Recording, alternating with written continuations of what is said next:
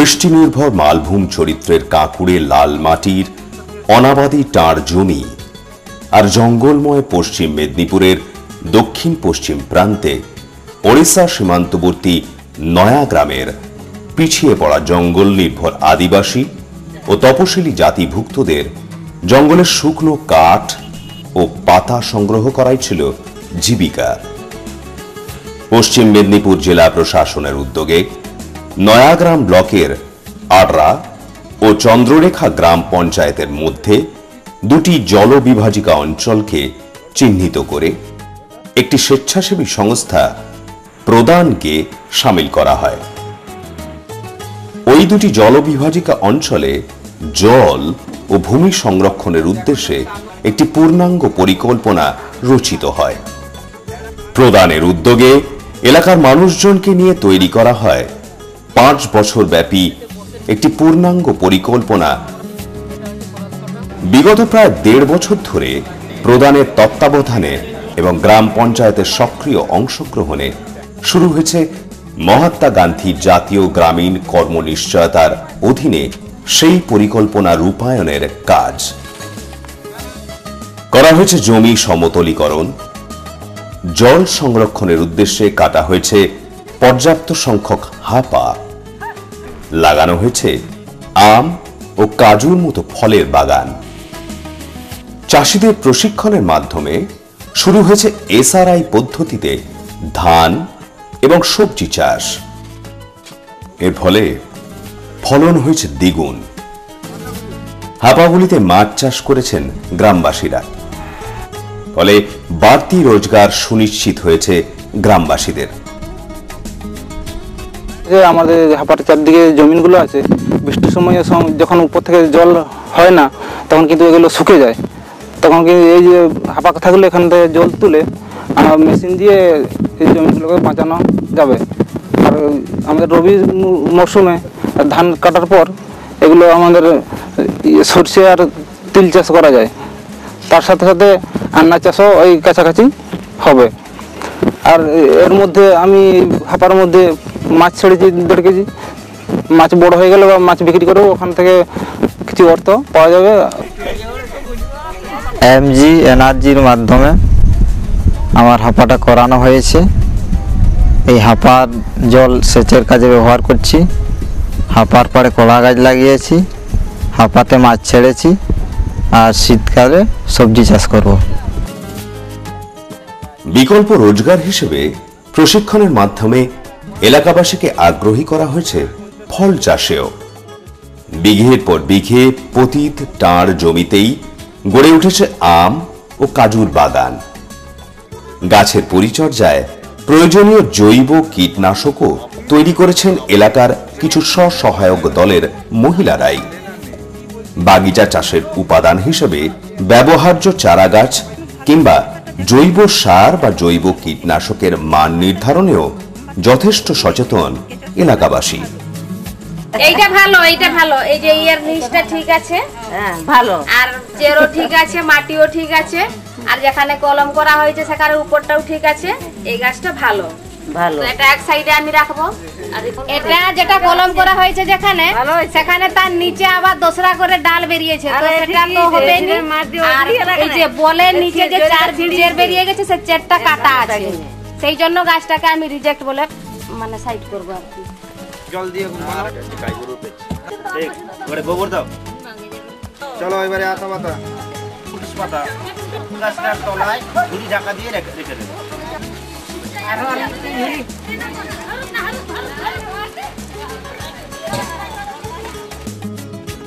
ফলের বাগানে চারা গাছের পরিচর্যার পাশাপাশি মধ্যবর্তী জমিতে অন্তর্বর্তী রোজগারের জন্য চাষ হয়েছে রকমারি সবজি। সম্পূর্ণ জৈব সার ও কীটনাশক প্রয়োগে অনাবাদী এই জমিতে ফলের বাগানের পাশাপাশি মিলছে সবজি চাষের বাড়তি লাভও। আগে আমার এই জমিটা পতিত ছিল। আমাদের এই প্রধান সংস্থা এসে আমার জমিতে এই যে কাজু গাছ লাগিয়ে দিয়ে গেছেন। এখন আমার জমিতে 350টা কাজু গাছ লাগানো আছে।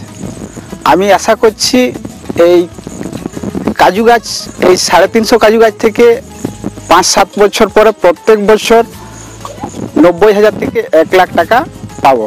কাজু বাগান ফলন পেতে 4 বছর সময় লাগবে। বাগান ভিতরে ফাঁকা ছিল, সেই তার ফাঁকার মধ্যে আমরা দল মিলে সবজি চাষ করেছেন। ফলন হলে আমরা বিক্রি করে সেখান থেকে পয়সা ইনকাম করব।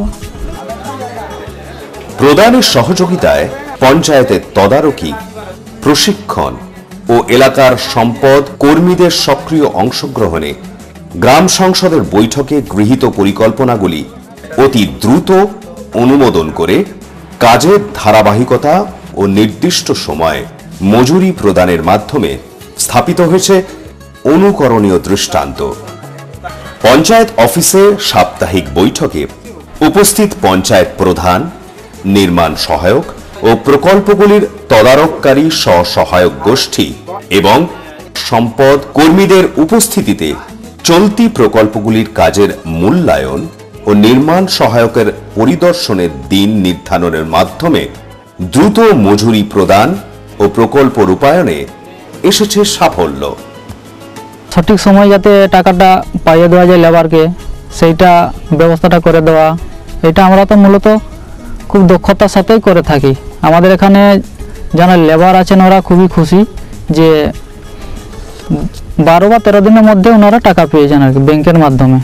যে একটা জায়গায় হেক্টর পর হেক্টর আমরা বাগান করতে চাই কিংবা বড় বড় পুকুর কাটাতে চাই, সেটা আমরা 1 সেকেন্ডের মধ্যেই সেই এস্টিমেট তৈরি করতে পারি। ফলে অ্যাকশন প্ল্যান তৈরি করা এবং এস্টিমেট ভেটিং করার ক্ষেত্রে এটা খুবই সহজসাধ্য হয় এবং সুবিধাজনক হয়ে থাকে। এছাড়াও ফিল্ডে কাজ করতে গিয়ে যে লেবার পোর্শন এবং যে মেটেরিয়াল পোর্শন বা প্রত্যেকটা কস্ট সেটা খুব নিখুঁতভাবে ক্যালকুলেট করা যায় এবং এক্সিকিউশনেও সুবিধা হয়ে থাকে। এই এস্টিমেট তাড়াতাড়ি বানানোর ফলে ব্লক পঞ্চায়েতের আধিকারিকরা খুব অল্প সময়ের মধ্যে এস্টিমেট তৈরি করে তারা ফিল্ডে দিতে পারে, যার ফলে কাজ করার ক্ষেত্রে অনেক অল্প সময়ের মধ্যে বেশি পরিমাণ কাজ আমরা করতে পারি। এছাড়াও একইভাবে প্রদানের তদারকিতে জলবিভাজিকা এলাকা উন্নয়নের কাজ চলছে গোপীবল্লভপুর ব্লকের কেন্দুকারী গ্রাম পঞ্চায়েতেও। মিলছে একই রকম সাফল্য। 2011-12 ফিনান্সিয়াল ইয়ারে আমাদের প্রধানের সহযোগিতায় আমাদের 3টে অর্চার্ড হচ্ছে কাজু অর্চার্ড। আর হাপা ডোবার ক্ষেত্রে আমরা টোটাল টার্গেট করেছিলাম, পেন্ডিং করেছিলাম 65, আমাদের অ্যাকচুয়ালি কাজ হয়েছে 45-এ। 5 বছরের মেয়াদের 1.5 বছরেই প্রকল্পের এই সাফল্যে উৎসাহী জেলা প্রশাসন। আগামী 3.5 বছরে প্রকল্পের কাজ সম্পূর্ণ হলে এলাকার অর্থনৈতিক অবস্থার উন্নতি হবে বলেই আশা জেলা প্রশাসনের। আগামী দিনে মহাত্মা গান্ধী জাতীয় গ্রামীণ কর্মনিশ্চয়তার অধীনে জেলার অবশিষ্ট বৃষ্টি নির্ভর জলবিভাজিকা এলাকাগুলিকেও একইভাবে ভূমি ও জল সংরক্ষণের কাজ করার জন্য উদ্যোগ নেওয়া হবে। জল সংরক্ষণের জন্য হাপা কাটা হয়েছে, কাজু এবং আমের ফলের বাগান অর্চার্ড যেটা বলি সেটা হয়েছে এবং শ্রী পদ্ধতিতে প্রচুর ওখানে চাষিরা উপকৃত হয়েছে। জলবিভাজিকা অঞ্চলের কম্প্রিহেন্সিভ ডেভেলপমেন্টের জন্য যে পরিকল্পনা তৈরি করা হয়, সেই পরিকল্পনা তৈরি করতে গেলে টেকনিক্যাল এক্সপার্টাইজ দরকার। সেই লক্ষ্যেই আমরা প্রদানের মতো এনজিওকে ইনভলভ করেছি এই প্রোগ্রাম রূপায়ণের তদারকি এবং টেকনিক্যাল এক্সপার্টাইজ দেওয়ার জন্য। নয়াগ্রাম ব্লকের এই 2টি গ্রাম পঞ্চায়েত আররা এবং চন্দ্ররেখা, এই 2টি গ্রাম পঞ্চায়েতে ওনারা যেরকমভাবে কাজ করছেন, সেই কাজটা যদি সফল হয় তাহলে আমাদের পরিকল্পনা আছে ভবিষ্যতে আরও জেলার অন্য ওয়াটারশেড এরিয়াগুলিকে চিহ্নিত করে সেখানেও এই একই রকমভাবে কাজ করা হবে। নয়াগ্রামের চির অনাবাদী টাঁড় জমিতে ক্ষুদ্র সেচ ও কৃষির সাফল্যে কেটেছে জীবিকার অনিশ্চয়তা।